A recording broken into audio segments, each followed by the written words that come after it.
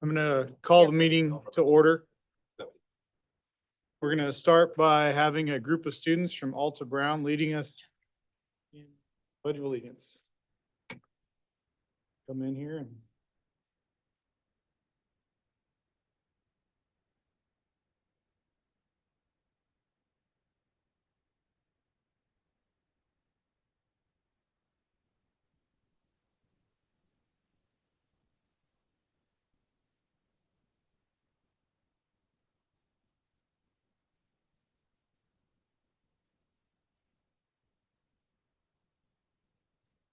Okay, you guys ready? All right.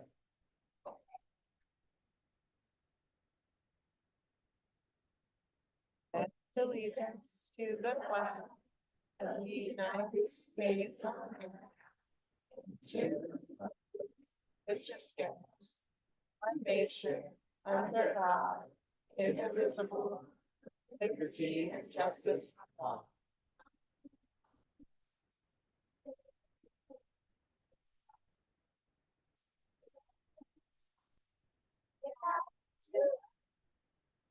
We're out. Okay. Great job. Thank you, guys.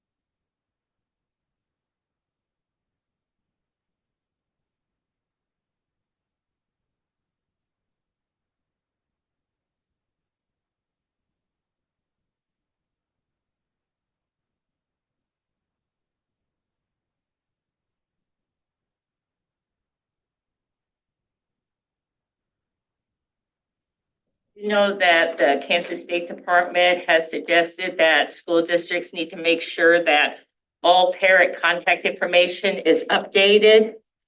They've also stated that parents and even school staff need to be made aware that nobody can get a hold of student information and have it shared without parental consent or a lawfully issued court order. And they're also suggesting that if someone does come to the school, that they contact the administration, which would be the superintendent, possibly even the school board member, and the lawyers to kind of come in and talk with that ICE person and kind of talk to them about what the next step is going to be. I do know that one of the closest schools that I was able to find information, Denver School District in Colorado, their superintendent already has some guidance set up of what he's going to do in his district if something were to happen. Basically, he's going to have the schools do a lockdown because he's going to treat and wants to talk to the people in the school, students, and they can't do that unless they have an appointment because it's business related. So basically, if somebody were to come to the schools, government ICE, and wanted to talk with students, he would have the principal have the school go into lockdown. He would then talk to the people outside using the intercom like most of our schools have, ask them for their name, their badge numbers, and if they have a warrant. While the principal is doing that, someone else, which I'm assuming would be the assistant principal or a secretary, would then contact administration, and they would then contact the lawyers. And at that time, they would not be permitted to come into the schools. Then the superintendent and the lawyers would be able to come and talk to the people and get an idea of what they need to do. Do they actually have an official warrant? Because the main thing that they want us to know is that our job as teachers, paras, substitutes, principals is not only just to teach students, but to protect them also. So again, my question is, will we be getting information from the school board of what our procedure is going to be for Garden City, Kansas? Thank you.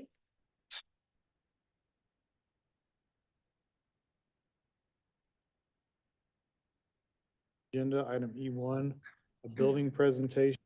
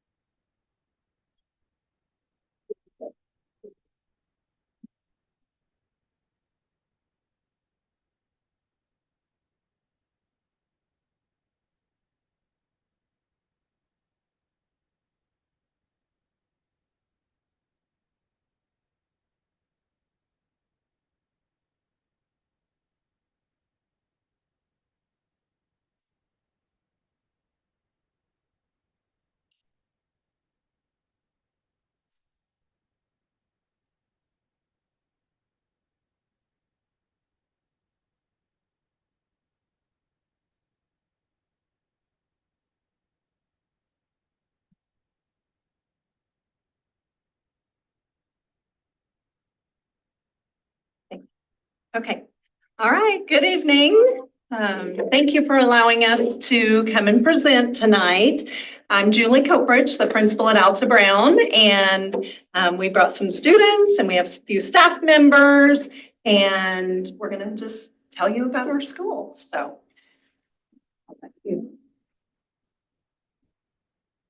Okay, so we thought we would start by just giving you a quick snapshot of our school.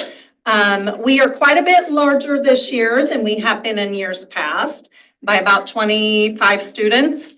So we have 348 students right now, about 65 staff members.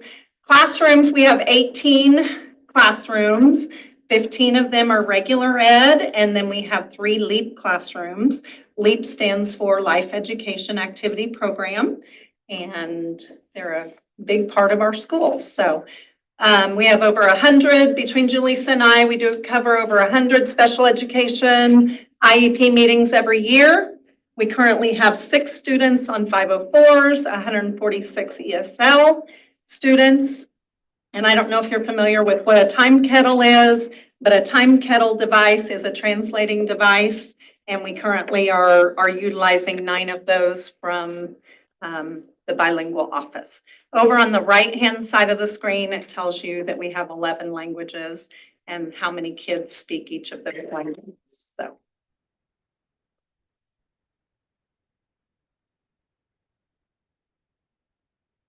I'm going to give you just a little overview of Leader in Me. Everything that we do, Leader in Me is kind of the foundation of our school. Everything that we do fits into one of three categories: culture, academics, and leadership. Culture, academics, and leadership. So the first thing we're going to talk to you about is the 7 habits, and that's why we have our students here who are going to tell you what the habits are. So we're going to start off with one of my babies, one of my kindergarteners. All right, tell them your name. Oakland, and this is Sammy Squirrel, and mine is Be Proactive. 7-1. Good job, Oakland. So this is Julie. She's actually one of our students in our LEAP programs, also one of my daughters so she wants to be up here and be part of it because like Mrs. Kopich said, special education is a big part in our building, so we want to include them as well. So Remy, what's your habit? With you. With every Oh, talk right. get like the end of Good my. job, Julie. Who is that? It's Alpha. Very good job. Are you ready? Do you remember yours?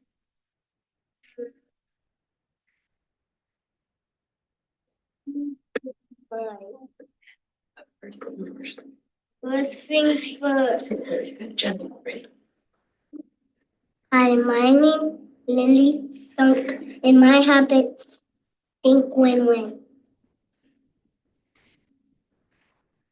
Hello, my name is Jumper Rabbit, and my habit is habit 5, seek first to understand. Hi, my name is Allie Mouse, and mine is habit 6, synergize. Mine is Sophie Skull.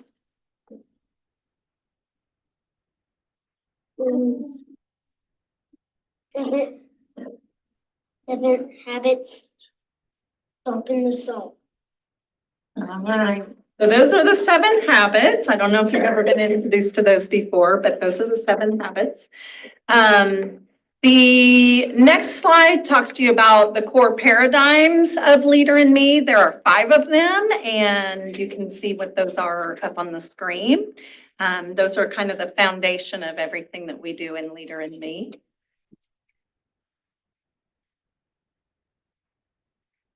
Other parts of Leader in Me, there's one lighthouse team for staff, there's one lighthouse team for students, and there's one lighthouse team for parents.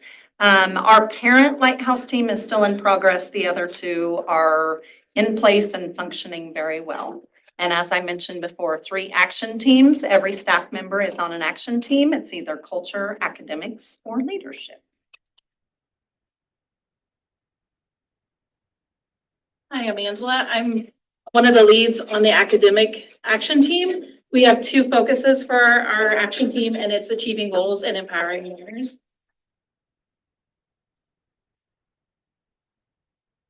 So for achieving goals, our school set 2 WIGs, are wildly important goals that we focus as an action team to kind of help us achieve that goal. So our K2 is 80% of K2 students will meet the phonics and fluency benchmark on FastBridge, early reading, or show typical or aggressive growth on their individual growth goal at the end of the year through implementation of high quality structured literacy instruction. And on this graph is what our winter data looks like. So these are the percentage of students who are on benchmark or are showing typical or aggressive growth. Kindergarten's at 76%, first grade is 58%, and second grade's at 66%. So our goal is to have those up to 80 by our spring data. Some of our lead measures that came up with to help us guide us to achieving that goal. Teachers are referencing the sound wall when they're teaching Heggerty and UFly. Teachers are ensuring 100% participation throughout Heggerty and UFly. Teachers are actively monitoring student responses and identifying student errors. And then teachers are providing quick and accurate corrective feedback in response to students' errors. And they can use either the I do, we do, you do model as a class or do it in small groups or a one-on-one basis. And then teachers implement the letters decodable text routine daily. For third and fourth, our goal that we're working on achieving is this year the number of students in third and fourth grade achieving level 3 and 4 in ELA and math will increase by 10% on the CAP assessment by ensuring teachers are implementing rigorous and grade level content standards and holding students to high expectations. And the lead measures that we're using to help us achieve that goal is having the unit and daily focus questions posted, teachers having the exemplar response in hand as they circulate, and have a system for tracking students who have the correct answer and who don't have the correct answer, and then using that information to help guide their instruction. Students are using grade appropriate curriculum online text. Teachers reinforce the use of effective habits of discussion, and students are discussing their thinking with peers. So we have the achieving goal. We know what our goals are that we're wanting to achieve. But the other part of academic is empowering learners. And there's two things we do that we wanted to spotlight here. And the first one is classroom scoreboards. So a way to empower our learners is they work with their teachers to come up with a class goal that aligns with their school goal. And then they come up with lead measures, 2 things that they can do as a class to help them reach that goal. So in this one, their goal is 100% of students will improve on reading. Their 2 lead measures are writing response with text evidence. So that's what they're gauging. They're making sure and checking that they're doing that. And the second one is 3s and 4s in their unit assessment. And then they're graphing and checking how they're doing and having weekly meetings and just checking in. Are our lead measures benefiting us or do we need to change that? It's kind of fluid.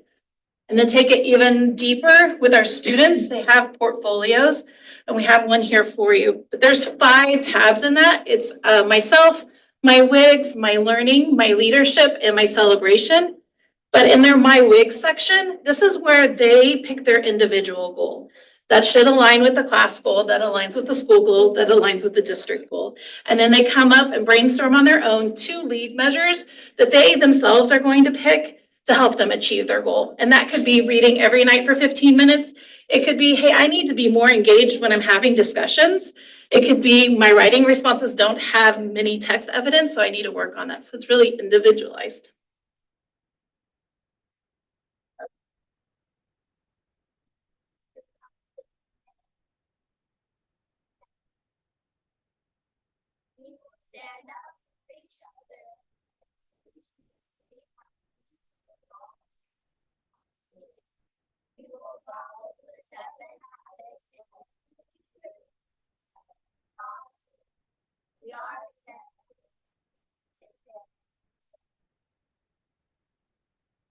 Learners is by helping them work with their teacher to come up with a class mission, and then they use it to help guide themselves throughout the year.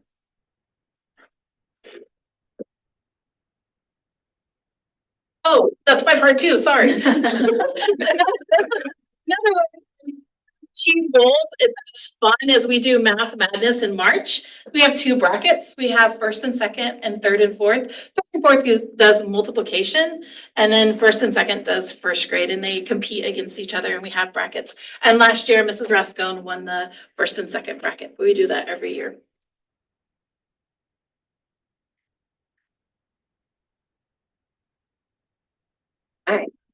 I'm Charity Sadler, and I am part of the Alta Brown Action Team for Culture. And I did have a few of our Student Lighthouse team members stay to share and help with this culture part of the presentation. So I'm going to go ahead and invite those friends to come on up here.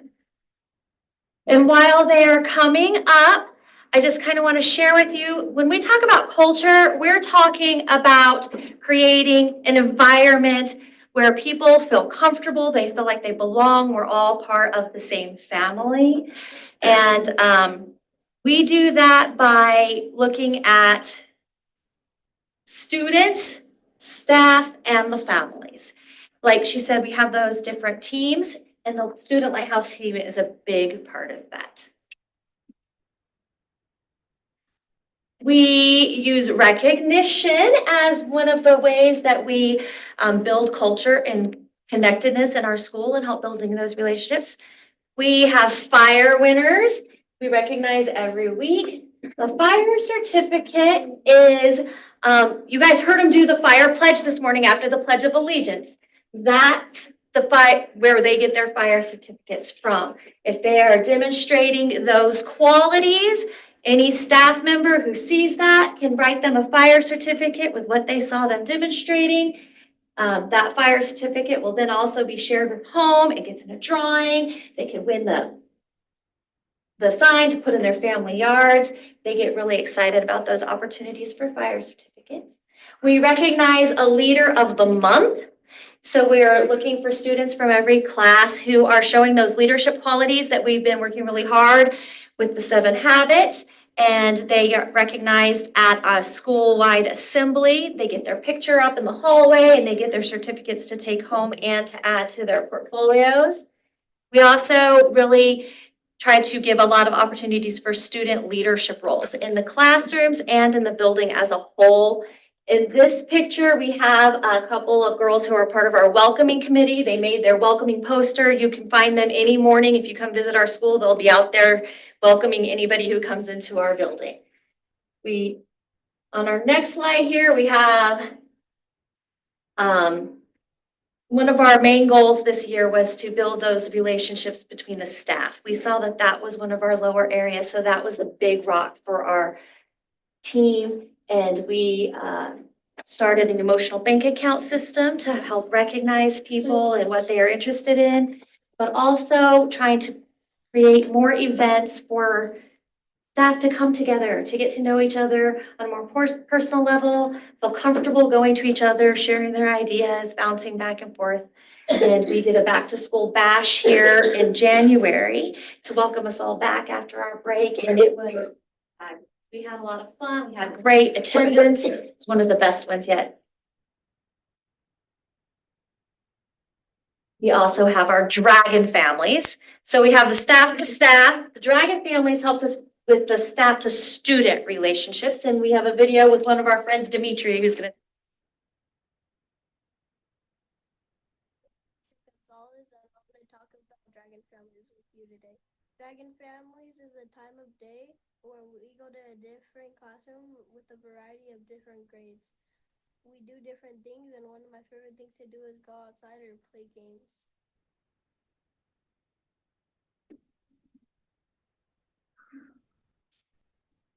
And these are a couple of pictures from dragon families. This one is from one of my dragon families, where we are always building activities. They're supporting each other, helping to build that team environment and growth environment. We have students go to do community outreach with Garden Valley. They do some visits there. Classes sign up for different times to go. They connect with the residents. They might do some writing. They might do some reading or drawing or coloring.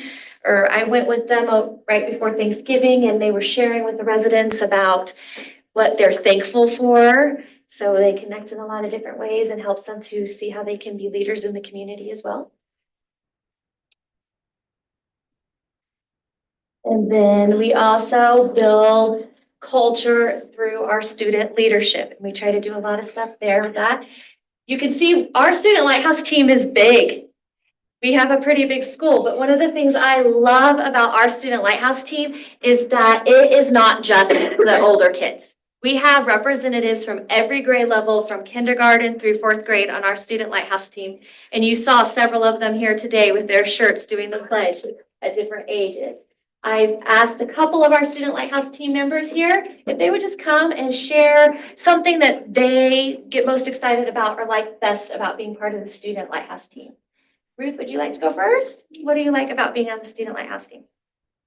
Good afternoon, everyone. My name is Ruth, and today I'm here to tell you about our Student Lighthouse rocks. Our first rock is cheer squad. We are trying to make a cheer squad for the assembly for the leader and me. small formers, and then another.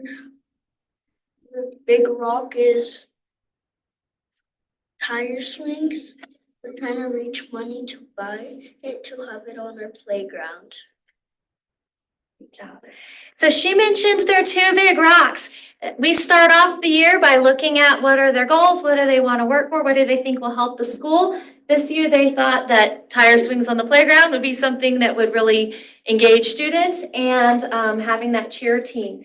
So to accomplish those rocks, they have been working very hard. They've reached out to adults to see who would maybe help sponsor a cheer team, what kinds of cheers they want to do. How can they make it available so any student who wants to be part of that can come, not just a single grade level? And as far as the tire swings, they've done a lot of research, like how much is it going to cost? What would be safe? Where could we do this? And what can we do to make it happen? So they've been working really hard on those. But they also do a lot of other fun things as members of our Student Lighthouse team. Chase, sorry. Sloan, Chase is the brother over there. Sloan, tell us what's one of the things you like doing with Student Lighthouse team. My name is Sloan, and I like doing with Lighthouse team is like getting together and having fun. And this year, they designed their very own personal Student Lighthouse team shirt that shows what being a leader makes them think of. So you can see every student will have something different, and then they learned how to do those designs and be able to make them and put them on their shirts. So they learned a skill while they were at it. I have a couple others in the audience. Do you guys want to show your shirts as well? Well, this little boy's name's Remington, and he got to write his whole name on his shirt. And I think it did a picture of the lighthouse is what Yes, he I'm did. thinking he's got going there. It's okay, you're in kindergarten, we're still learning, right? So I thought it was a really neat experience for them, not only to get to share what they thought of when they thought about being a leader, but learn that skill on how they can use it in a different way. Thank you guys. You are welcome to join the crowd if you'd like. And then we also build culture with our leadership roles in our school. I have a picture here of just some of the building-wide leaders. Unfortunately, it's not as clear as I'd like. And some of the different ways that they are leaders in the school. We have library helpers, safety patrol. We have different teachers, assistants who come in early and do things like sharpen pencils, get the assignments ready. We have helpers that work in the cafeteria to make sure everybody has their lunch cards. They keep it neat, clean. We have people who work on keeping the grounds clean. Lots of different opportunities. If kids come to me and they say, I want to be a leader, I want a role, and they're not really sure, I'm like, well, what are you interested in? How can you share your genius? And they might make up a whole new role. I have a dog feeder because I have a service dog, and somebody who waters my plants for me because I never remember. And they do these in the classrooms and in building.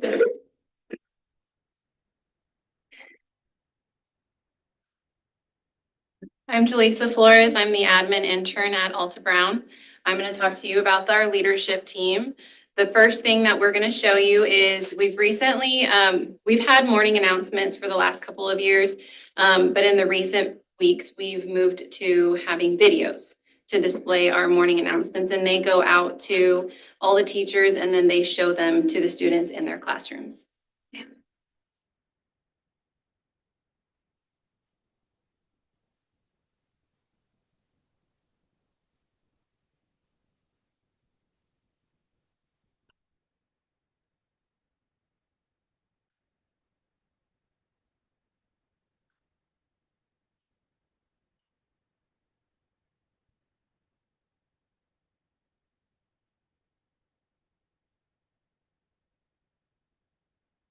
Today is Monday, February 3rd, 2025. Welcome to this edition of Dragon Tales. Today's lunch. Chicken taco with fried bean, applesauce, chips, and sauce.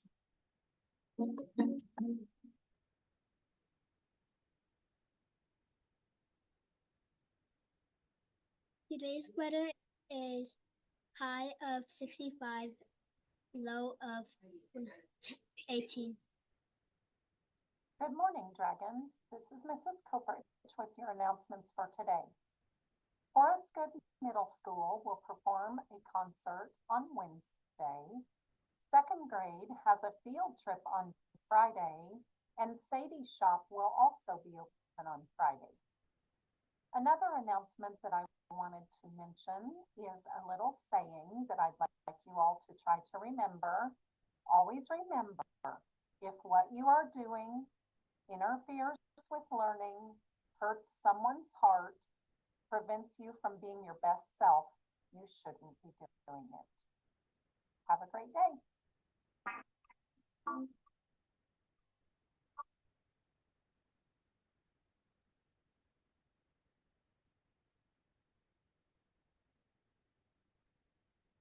Business practice habit 4. Think Win-Win by balancing courage and consideration. For today's mission moment, let's think about defining the word courage and consideration. What does it mean to show courage, and what does it mean to show consideration?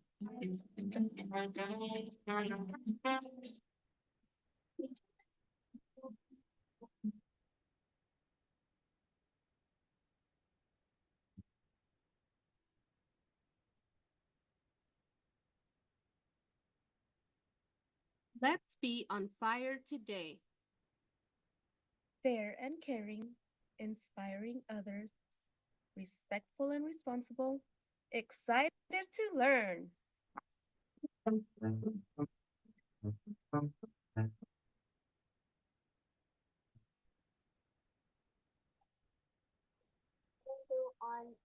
internet or create a website.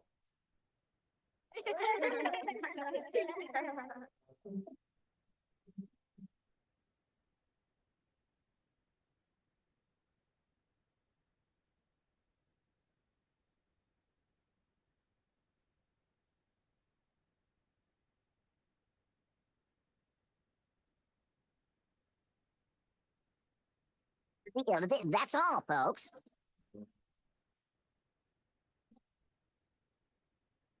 So those are our morning announcements. Like I said, we try to share them every day and then include parents and being able to see students as well. If they don't know if their child will be on the morning announcements. Another thing that the leadership team has going is we have a robotics team. They just competed in their first tournament recently, and Miss Kip is our second grade teacher and she's their sponsor. Some other big rocks that we have in the leadership team is the classes are the ones that lead the pledge. And so we have a rotation where each class gets to take a turn in leading the pledge for the week. And then another thing that they are working on is a video to be able to keep everything that we are doing with Leader in Me going year to year as we get new staff that come to Alta Brown and be able to update them with what Leader in Me is and the things that we have going in our building. Thank you very much. Y'all have any questions or comments or?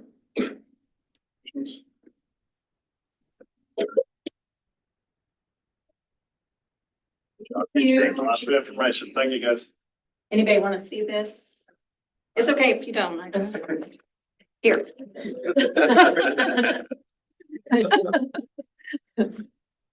Whenever your board come through, we're always having fun, or at least come in my room. These kids are preparing for when you go to visit to the school too. They're Oh, excited yes, you'll for be that. coming. We'll see you soon. Some of you at least. Bye, guys. Bye. Thank you. Thank you. Okay, item E2, housing update and neighborhood revitalization plan. Daniel Burke, Assistant City Manager.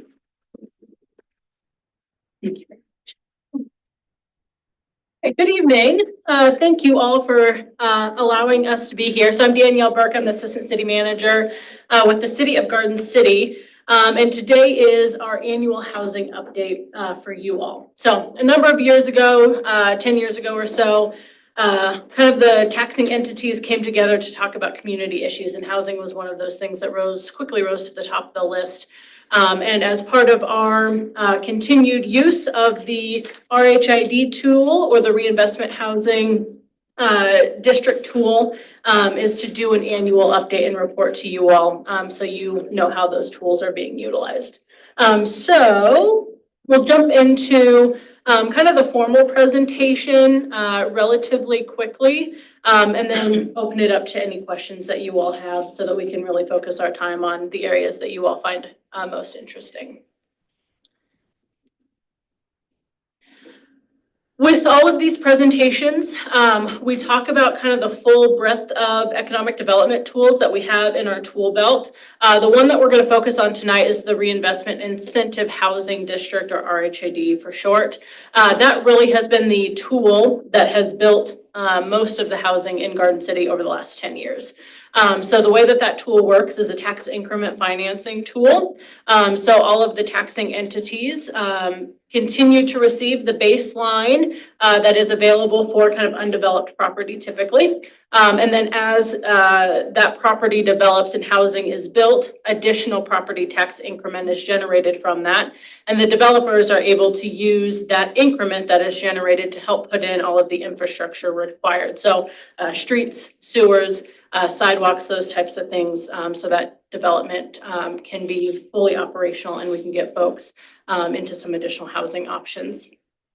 I want to quickly touch on the other tools that we have in the tool belt that are being utilized in some capacity or another, but certainly are not as robust as the RHID tool. The first one is special assessments. This was kind of the tool of choice in kind of the 90s when housing was going in. We have one example of a project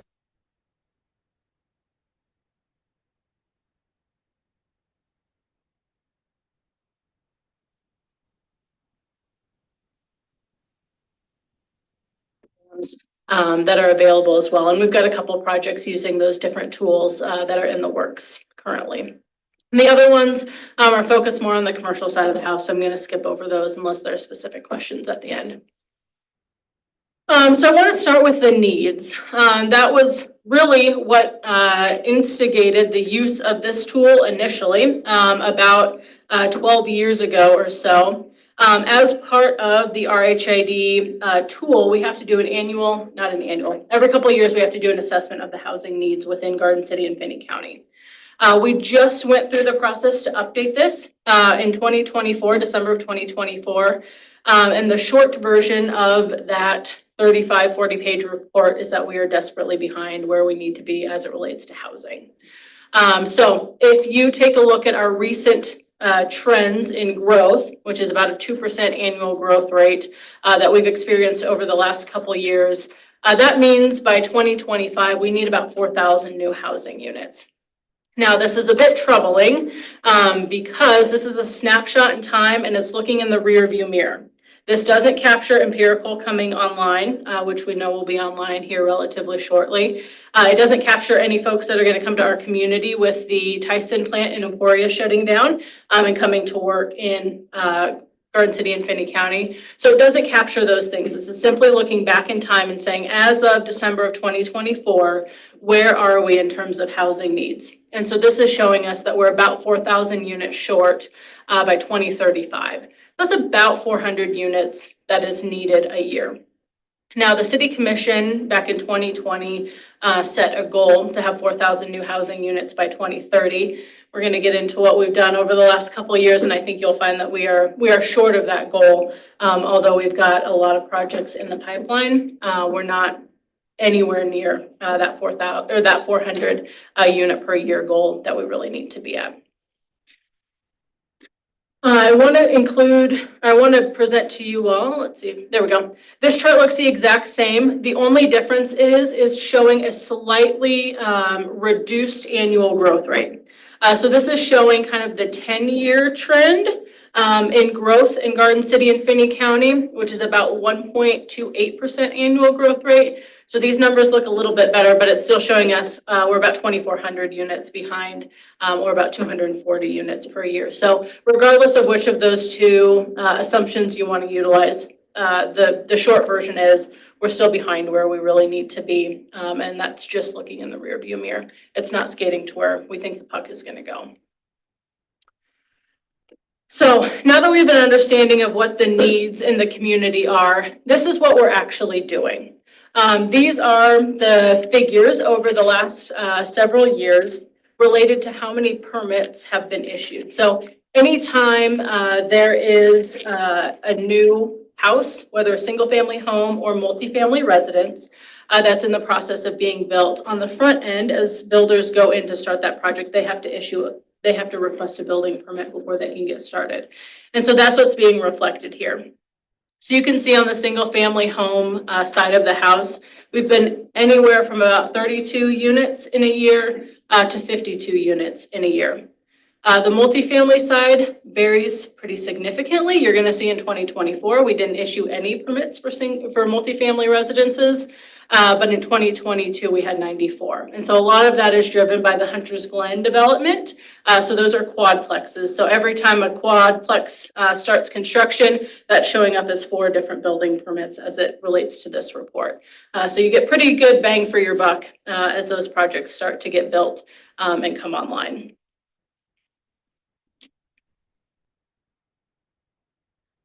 Oops, wrong way. Apologies.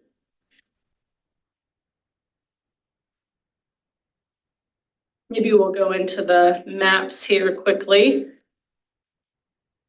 This just shows the red dots are single-family homes. That shows where in Garden City that permit was pulled from. So you can see kind of what part of town is experiencing that growth and those projects. So you can see some groupings out at Chapel Heights and Hunters Glen are the green dots, and that's the multifamily. So that's 2022.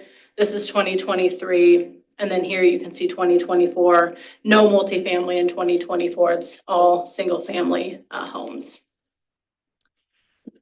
After a builder pulls that permit on the front end to build their property, on the back end, they get a certificate of occupancy. That is us saying that we've gone in, we've inspected the property, it's good to go, somebody can now move into. So there's pretty frequently a delay between when a builder actually pulls the permit to build the house and when that is available for folks to actually live in and move into. And so this is showing kind of that back end of it and how many certificates of occupancy have been given over the last 3 years. So you can see that that's fluctuated between 47 and 60. For those of you in the room that are on the staff side or Board of Education members, we handed this out because it's a little bit difficult to read on the screen, but I do want to orient you just a little bit. This is an annual kind of tracking spreadsheet that we utilize that highlights all of the developments within Garden City that have utilized the RHID tool. The goal of this is to have kind of a one-stop shop in terms of looking at 1, what developments are utilizing this tool, 2, when did they get started, how many units are tied to it, and how far has that development been built out over the years. So in each of those boxes, you can see in what year, what number of units have been built. And then the boxes at the end start to show you when we anticipate those projects rolling off, which means 1, they've either hit their time boundary, or 2, all of their eligible expenditures that they had tied to their RHID have been paid out, which means those properties are fully coming back online for all of the taxing entities, which is important to you all. It's important to the city. That means we've got a few more dollars coming into all of our coffers. So this kind of articulates in the next couple of years, we'll start to see those start to trickle in. And then we'll kind of have a domino effect of that over the years once we start to see those very first RHIDs start to roll off. And then finally, we also handed this out. This is very similar to what you all have seen before. We've updated the colors just a little bit. The light blue is representing the RHIDs that have been approved. So there's a pretty lengthy process that projects have to go through to ultimately get approved by the state of Kansas and be an eligible area. Those in kind of the light, bright blue have done that. Those in the darker blue are the areas of town that are currently built out and are in progress. And then you've got the yellow that are actually completed. And the pink are the ones that are actively being built. So this looks a little bit different than what we've done in previous years, but again, the intent with this is to try to show you what areas of town are utilizing this tool, and where are we really seeing that housing development. With that, we've got about 40 other slides that we are more than happy to walk through with you all that goes through kind of each of those developments, shows you some pictures of those that have started to get built out, tells you how many units are tied to it. Most of that is included in the spreadsheet that we included. It's just a little bit easier way to kind of talk through all of that. I am happy to pause here, take questions unless there are specific developments you would like us to get into, in which case we would be happy to do that. But we'll try to keep the presentation a little bit more abbreviated. I do have a question because my office is right across the street from it. So the Palace Drive, are they changing that to no retail or office space now? It's just gonna be apartments? Correct. Okay. Yes, and there should be some more updates on that in the relatively near future. In the next couple months, I would expect something to go back before the governing body for that project. Thank you. Yep. This is Nathan Heck. I just have a quick question for you all. The area just off the side of the bypass by the high school there, I did get notice at the church there that they're making that into a star bond. Is that going to take away from the residential, looks like, development that's requested there? Expect that. We are currently in the process. I'm going to point to this screen for those of you in the room. This area right up here is currently in the process of being expanded into the Sports of the World Star Bond project. And so right now they're planning 4 softball fields, 4 baseball fields, and a whole bunch of kind of future development land associated with that property. So if that does continue to go through the process, get the State of Commerce approval on it, it will, at least that portion will be a Star Bond eligible project, and they'll start to move forward on those baseball and softball fields. Is the bowling alley movie theater in that same district or is it across the street from it? It's across the street from it. Yep.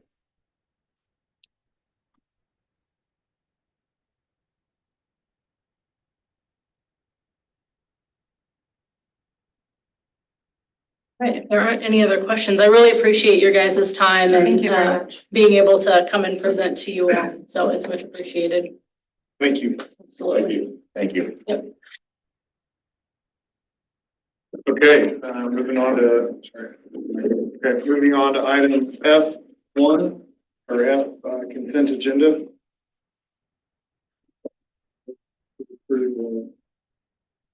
Consent agenda for tonight. Mr. President, I move to approve the consent agenda as presented. I'll second it. Okay, we have a motion and a second. All in favor, raise your hand. All those online in favor, please say aye. Aye. Aye. Motion carries. All right, moving on to item G1. Board of Education is asked to consider and approve the purchase of the Cinnabots autonomous scrubbers and sweepers from Pure Zone for plant facilities in around $73,316.25. Brandon Anderson, Director of Plant Facilities. Good evening, Board. You had asked a few questions on this particular item at our last meeting that we were here and when we presented it the first time. The lifespan on the batteries are expected to be 10 years. And then also there are, they come with a 20 excluding specific parts and consumables, as well as their workstation and charging station accordingly. There's also 3 other options. I believe traditionally we have not done any upgrades on warranty options like that. So that, I hope that answers the questions that we had at the last meeting. Any questions?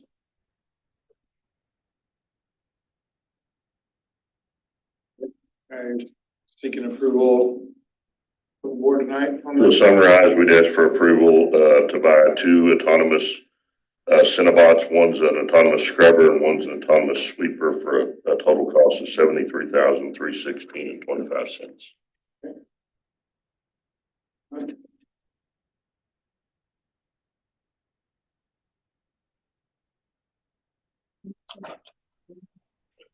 I'll make the motion to approve the purchase of those two items. Nathan, made motion and Jackie seconded. Any discussion? All those in favor, raise your right hand. All those online, please say aye. Aye. Okay, motion carries. Item G2, burning sits re-roof. Project bid discussion, Brandon Anderson. So late last fall, we presented an A&E services proposal from GMCM to move forward with design and bidding of kind of looking at two options with burning sits, and this was part of where we were moving with our long-range plan. On the low side, if it was just to patch and repair some areas that were wet and come in with an overlay, it was expected to be about $1 million to $1,155,000. And if it was wet all through the roof, we would have to do a total tear off and replacement. That budgeted cost was $2,135,000 to $2,003,000. Fortunately, there wasn't very many wet areas. We had the scan done and those are very limited. So we moved forward with bidding the project, with fixing those areas, and then doing a TPO and cover board, moving forward with that overlay. And the bids received were very, very competitive. Appreciate all four of our bidders. Also, we didn't do an on-site, or we didn't do a pre-bid meeting.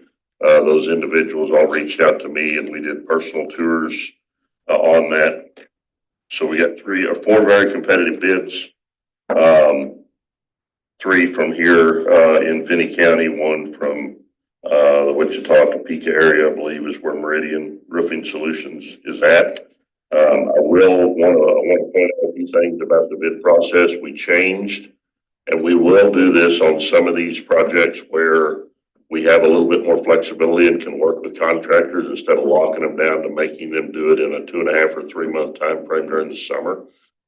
So we didn't stipulate any time frame on this particular project because with sits, there's a lot more area for us to stage and those vendors to come in and work. So that was one change we made, and so you see some variation with work days on the bids that were submitted. We did that because we want to, when we can, be able to be a little more flexible and hope that will help us attain some more competitive bids. Also, the days that complete the work actually start per the bid, the date of the award. So if you guys were to award this project tonight, it would start tomorrow. So those are a few of the questions, or a few of the things I wanted to cover moving forward. The 4 bids that we received, first bid from Diamond Roofing was $993,000. DV Douglas's bid was $786,525. Meridian Roofing Solutions was $489,419, and Weathercraft was $621,286. I do want to point out Thatcher Vape is here this evening with Weathercraft. Thatcher, thanks for your bid. Appreciate you being here tonight as well. So after the bids were received, and we felt, honestly, after the first one was open, we felt good because it was coming in over our proposed budget. But it just got better. We have 2 really good low bids that we've considered or we're looking at. And what we were studying, we actually reached out to Meridian because that bid seems very good or low. And so we reached out to them to make sure that they were good with these numbers. They met and recalculated and said, yes, we can do it for that. We have worked with Meridian on a project at Horace Good in 2023. That particular project, there was an area where there was a little dispute over that particular project where one of the drain pipes was plugged and flooded a portion of Horace Good. That did get covered. I don't know that all of the details, but insurance did step in and cover it, but it was not the school's insurance that fixed that. And in talking with Ken Kerr, and he was here during that experience, he said it was fixed back to good everywhere where the flooding did occur. And that also the roof work, GMCN was the project coordinator with that too, and they approved that roof work. So I wanted to at least mention that. There was also a change order with that project, but with that change order, it was added. They actually bid it with an alternate to do another whole portion of roof that came in around $700,000. We didn't have those kind of funds available at that time, but there was a portion, kind of a small, awkward portion that fit in to the project, and they did change the scope, bring it back to y'all for as a board to approve, and that change order was around $40,000. So, with that said, we did get, and you've got it in front of you, and gentlemen that are listening, apologize I didn't get this emailed out, but I'll just read it to you. We have a recommendation letter from GMCN. Says, Dear Brandon, GMCN issued construction drawings and specifications for the re-roofing of the entire Bernadine Sits Intermediate Center on January 10, 2025. While no pre-bid meeting was scheduled at the project site, all bidders were instructed to coordinate with the district staff to schedule a site visit and review existing conditions. No addenda were issued by our office to clarify any items raised by the roofing contractors. A public bid opening was held at GMCN's office, during which 4 bids were submitted by both local and out-of-town contractors. The bids received were well below the project budget. Following the bid opening, GMCN reached out to the apparent low bidder, Meridian Roofing Solutions, to confirm the accuracy and completeness of their bid. Meridian Roofing Solutions has verified that their proposal includes all necessary scope items as outlined in the contract documents, and that they are prepared to proceed with the project as bid. Based on the competitive nature of the bidding process and the qualifications of the contractor, we recommend awarding the contract to the apparent low bidder, Meridian Roofing Solutions, for this project. Please feel free to contact me with any questions or concerns. We appreciate the opportunity to continue serving USD-457. Sincerely, Mark Simpson with GMC Architects. So that's the long and short of it. I'll entertain any questions. Brandon, what's staff recommendation here? So obviously we're tickled to death with all 4 bids. Anytime we could use local, we would love to use local, but we're also working on the taxpayer's dollar. Seeing that there's $130,000 difference in those 2 bids, and with GMCN's follow-up to them and GMC's assurance that they will watch closely over the project as we've hired them to do. With as tight as our budget is, staff recommendation would be to go with the recommendation from GMC and Meridian Roofing Solutions. Can you talk a little bit about the bonding process and the bond? So yes, all of the projects are bonded, and if for some reason they were to fail inspection or somewhere through the job realize that they had underbidded and can't perform the duties, that bond would be pulled and we would get it done on that bond, and that would be a very detrimental process for a company to go through.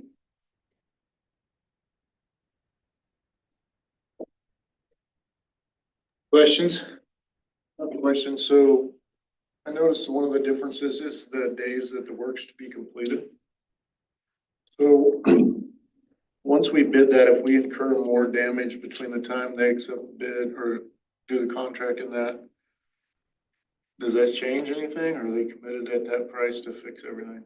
If we were to have more water damage come through or something like that, it would change the scope, and we would, if it were different, we would have to come back with a scope change.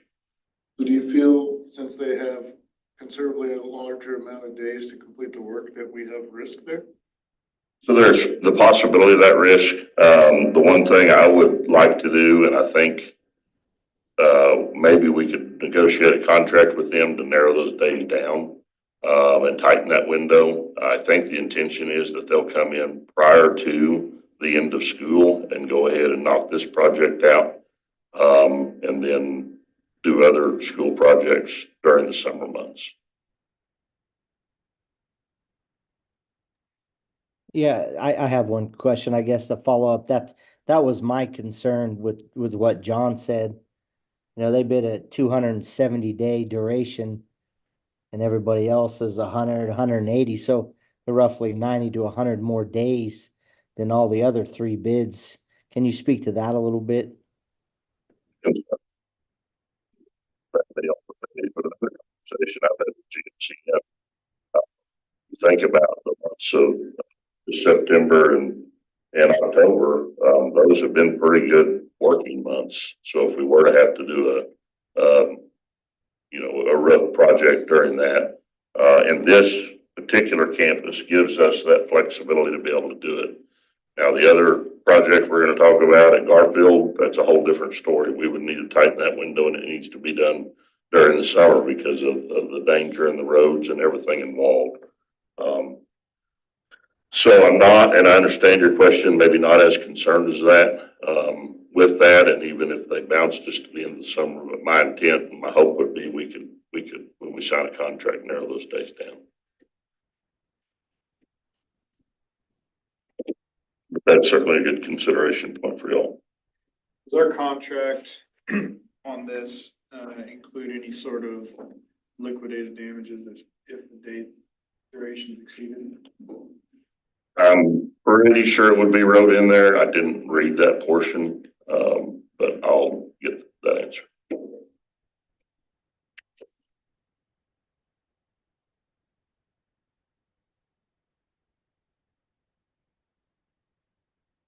And I think these bids are good for 30 days.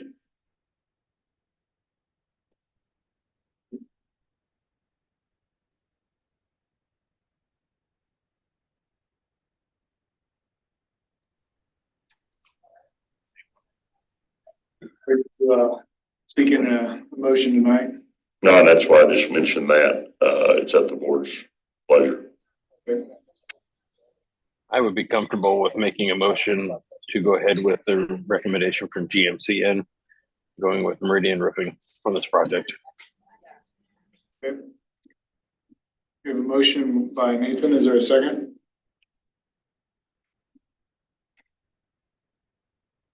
Okay. We have a motion by Nathan, second by John. Any more discussion? Yeah, I have one question. I maybe didn't hear you right, but these funds are available, right? This is budgeted funds? Yeah, we actually had $1,150,000 budgeted for this particular project in the long range facilities plan. Okay, thank you. Okay, any more discussion? I think that maybe I don't want to amend his motion, but just that we would put, like what Andy said, if they don't finish within those days, there's something like that. Check the liquidated damages are insured. Absolutely.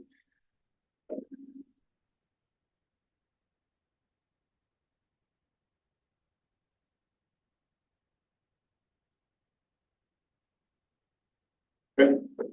Any other discussion? Okay, all those in favor, raise your right hand. All those online, please say aye. Aye. Aye. Motion carries. Okay, moving on to new business. You're gonna stay up there, Brandon. Item H1, Garfield Elementary Childhood Center re-roofing project discussion. When we had the discussion and when we let the bid go on Bernadine Sitz, we had the conversation and remember we had two columns on the long range plan, a best case and a worst case scenario kind of per se. And so since this has come in substantially under budget, I'm bringing forward the services proposal from GMCN to move forward with the old portion of the Garfield roof. Again, the ballpark they've got of $1,026,000 to $1,092,000. On this one, we will have to tighten it up because where Garfield's at, this would have to be a summer project. So I would like to be able to, y'all consider approving this and us stepping on the gas and moving forward and try to get this project bid, to get that done.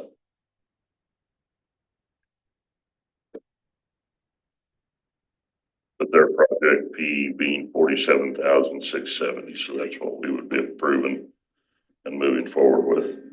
When do they think they will have this, I guess, ready to go out to bid?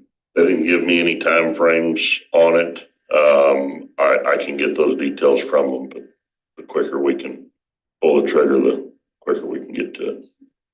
The intent would be to have it done, this This summer? summer. Okay.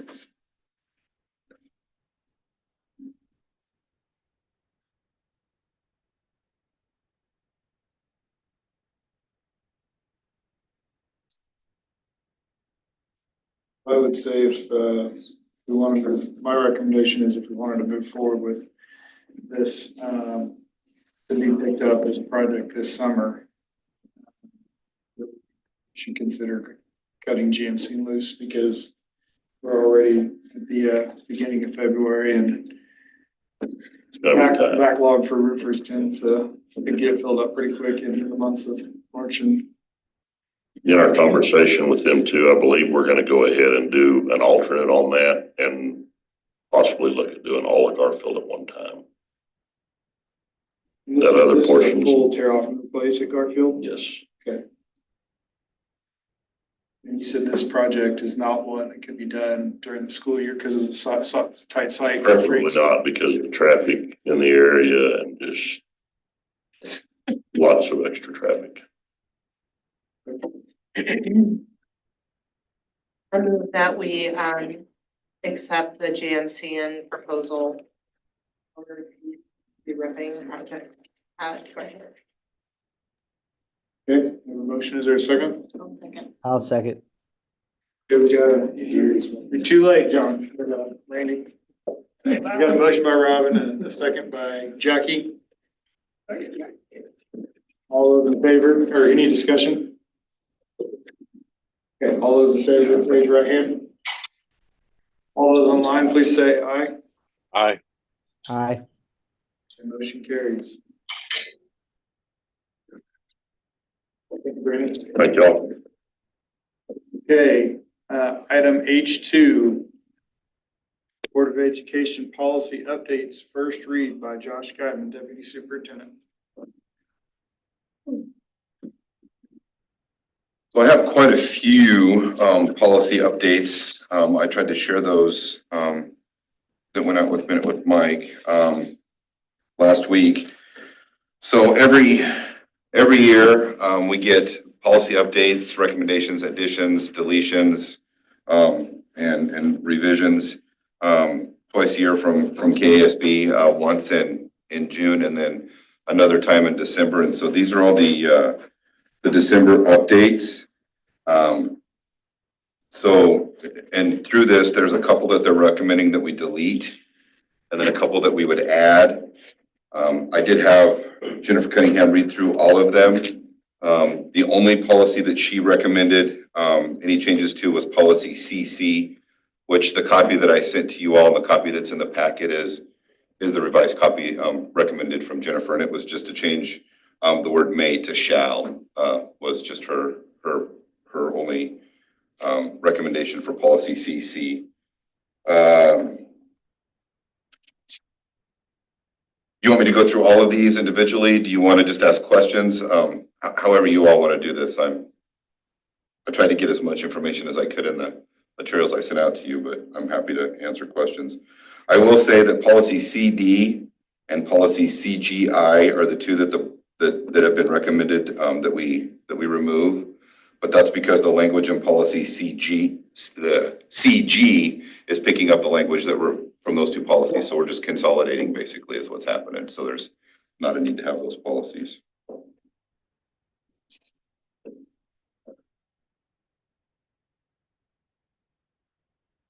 And I will tell you that there is another policy that Drew and I looked at. And it had to do with personnel and in order for us to adopt that policy, we need to change the language in our classified handbook. And so we're not gonna bring that to you all until May, once we get through the school year, and we'll bring that revision to you to look at. And then I've also asked Jennifer, which I'm hoping I'll have at the next board meeting, another policy that'll look at. We have the policy that we adopted last year for non-resident students that apply to the district. But we're getting a lot of in-district transfers, and we need to have kind of a policy to clean that up so that there's some guardrails there that we're following, because it's getting to be a lot. So that we're being fair and consistent. So that'll be coming soon too. Anybody want Josh to speak on any one of these in particular? I had a question, I guess, on the emergency medication one. Like, are we planning on doing that? So, good question. So Michelle and I visited. We actually have epinephrine that we've got in stock now, so we can do the epinephrine now. We're not doing the Buterol yet, and so that's something that we could do down the road. We're just not ready to roll that out yet. So. And I asked Jennifer if we needed to. Like, if the student has a prescription for it, we can emergency. No, it's for any. The prescription comes to us, and then. In this situation, we would have in stock epinephrine, and so if a student we believe is an anaphylactic shock, even if they don't have a prescription on file, we would be able to administer that to them. Okay. Yeah. And same with the albuterol if they. Yeah, if we get the albuterol, yeah.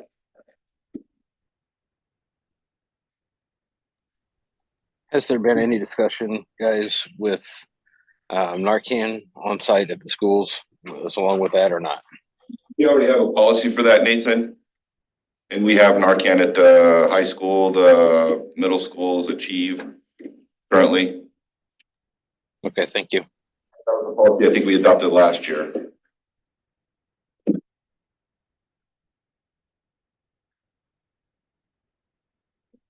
Any other questions for Josh? I just have a comment, or maybe a little bit of a question. We spent a lot of time updating our policies last year, and going through and getting them all current. Do you feel that KASB's recommendations are best for our community and for our school? What I've seen here, yeah, I think a lot of the stuff that they send out, it's based on changes in legislation that we get. They do a really good job of staying current on all of the new legislation that comes down, both federally and at the state level, so that we're meeting the legal needs that we need to for those things. So I think that helps us a lot.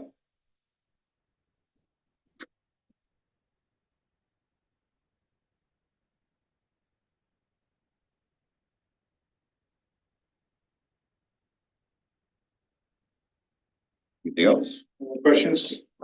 Okay, it'll be on the consent agenda at the next meeting, and between now and then, if you have questions, holler at me. Okay? Right. Thank you. Okay, item H3 is the 2025-2026 district calendar update by Drew Towns. I know you like papers, so I printed it off.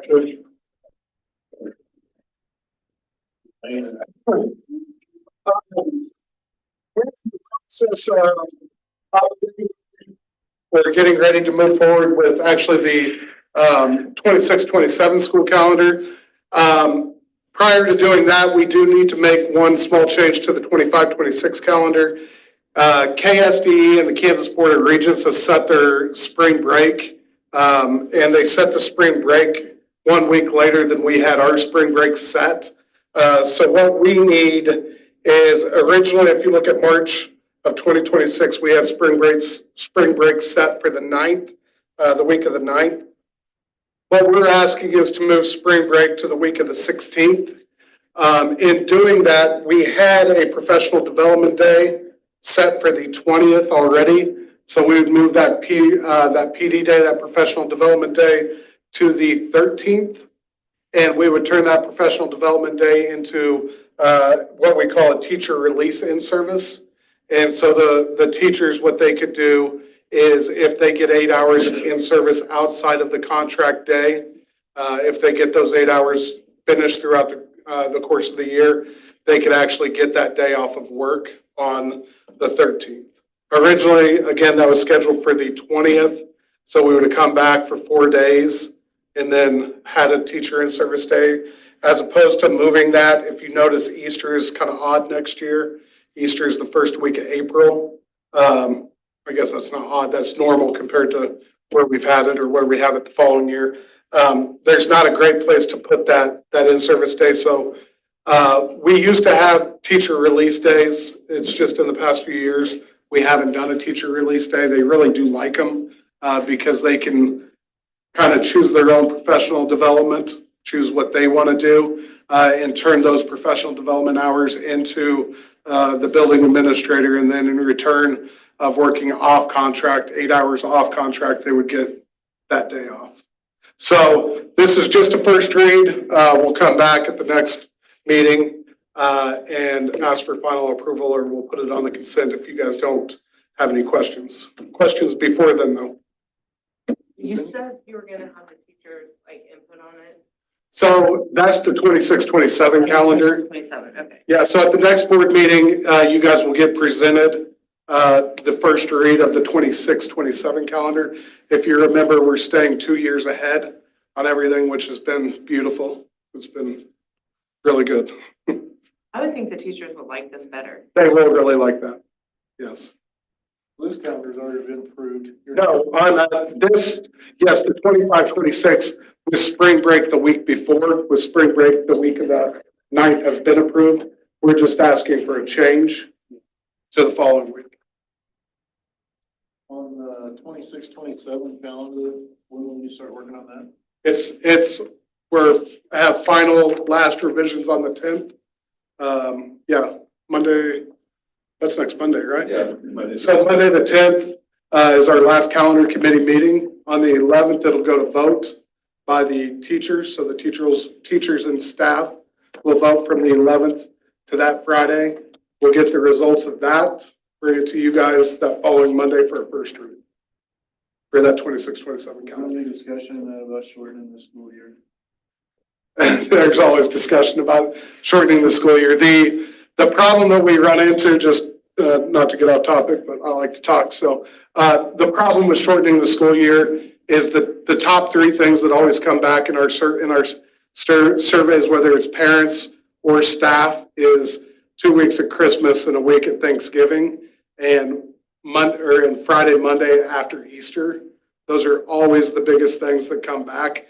When you do that and you have a 181.5 day calendar, there's only so many ways you can skin a cat. So that's with the length of our calendar, our days line up with pretty much everybody else's days. It's just, we are a little more aggressive in the school year of the days we take off. So surprisingly, the 2 weeks of Christmas break and it's not normal. The week of Thanksgiving is kind of an oddity. We're one of the few districts that does that, but our parents and teachers really do like it. You increase date or time during the day to. What's that? Can you increase the length of the day to decrease days? Yeah, you could increase the length of, we did that 3 years ago. 3 years ago. We added 20 minutes to the calendar in an effort to do that, and teachers hated it. So we kind of went.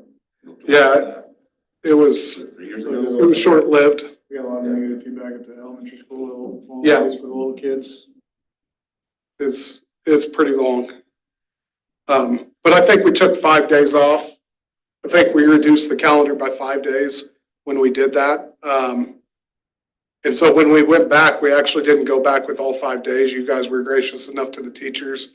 I think you gave them 1 day back. We are significantly, I shouldn't say significantly, we are over the required minutes that we have to go to school by the state mandate.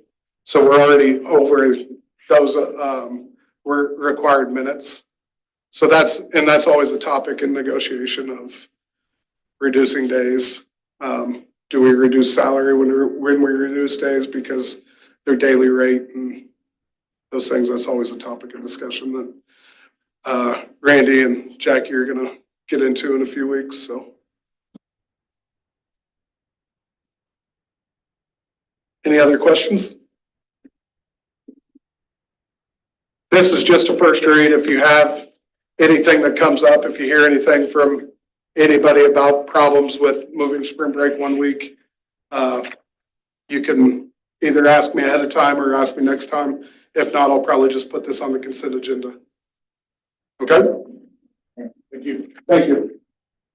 Okay, item H4, the Board of Education is asked to consider and approve the continuation of Foundations in Personal Finance by Ramsey Education, an education curriculum resource quoted in the amount of $31,270.69. This is a 7-year contract continuing from June of 2025 through June of 2032. Josh, got it.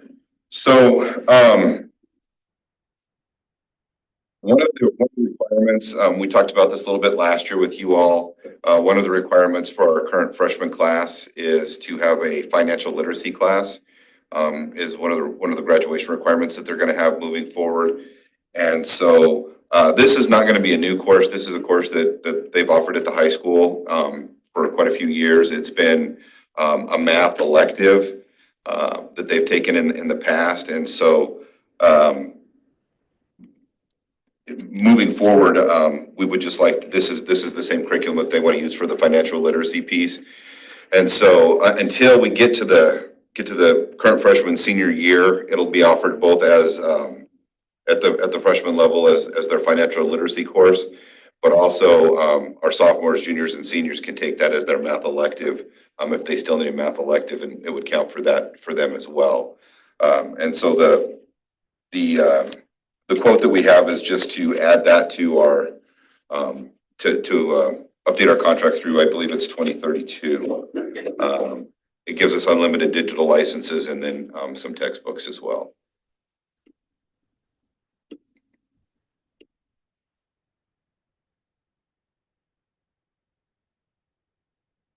I think it's a great class. It sounds like a great idea.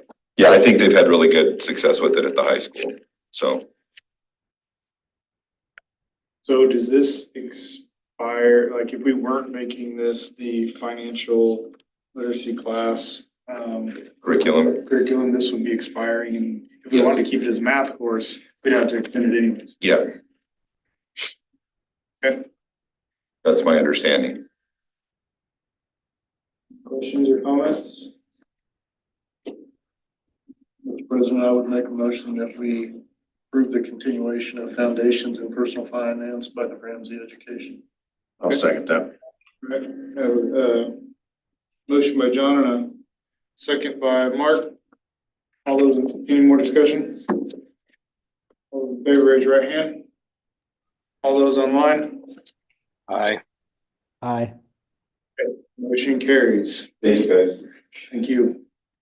All right, on to board open discussion. Looks like I'm slated to go first. I don't really have anything to bring up.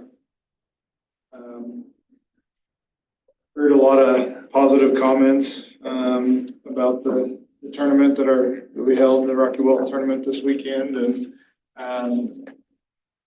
thought that was great. It's great to hear that our district does such a good job of not only hosting an event, but just opening our doors to communities and other districts, and just setting a really great example. I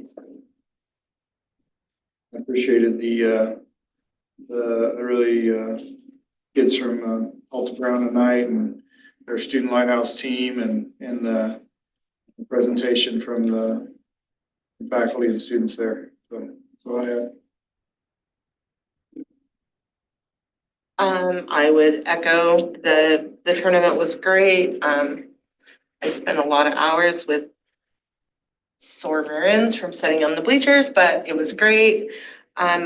Everyone that I talked to from out of town had nothing but great things to say about the tournament and about our town in general, which is always nice to hear. It's always nice to see the difference in how each school applies the leader in me. It's the same but different, and that's nice. You can see that there is a culture at each school that's a little bit different. I appreciate the work that Brandon did and GMC on on the roof, and it's always nice when things come in and give you a little extra money to play with to finish another project early. All I got. Okay, Mark? I appreciated the presentation by the students and the staff from Alta Brown as well. That was good. It's always good to hear what they have to say about the leader and me and the different 7 habits. Did spend most of the day Friday at the Rocky Welton and quite a bit of the day Saturday. I thought it was very well run. It was enjoyable to go there. Congratulations. Boys ended up second and girls ended up first. Congratulations. And they did a good job. And 8th. What? First and 8th. Yeah. Okay. I was impressed with that. That's all I got. Okay. Nathan, you're next. All right. I do want to say and appreciate all that's happened with the robotics. I know the robotics team at the high school has been doing a great job and get a big tournament in and have a lot of people in there, and it was just doing a great job. And so appreciate the school system again for helping out with that and doing great things there. And that's pretty much, I know the bowling team is doing well and a lot of things happening there state-wise. And so anyway, very much appreciate all the hard work and appreciate you letting me tune in like this. Nathan, John?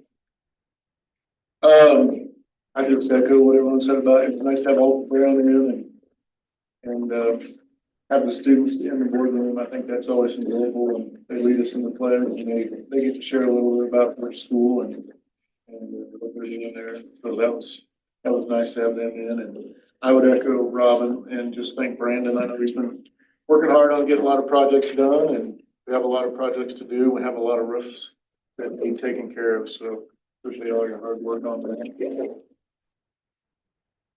Yeah. He going last because everybody says it. Randy goes last. Then he's not gonna have anything to do. I got to work a tournament this weekend. Other than it was super cold, which is nice because it's been hot before.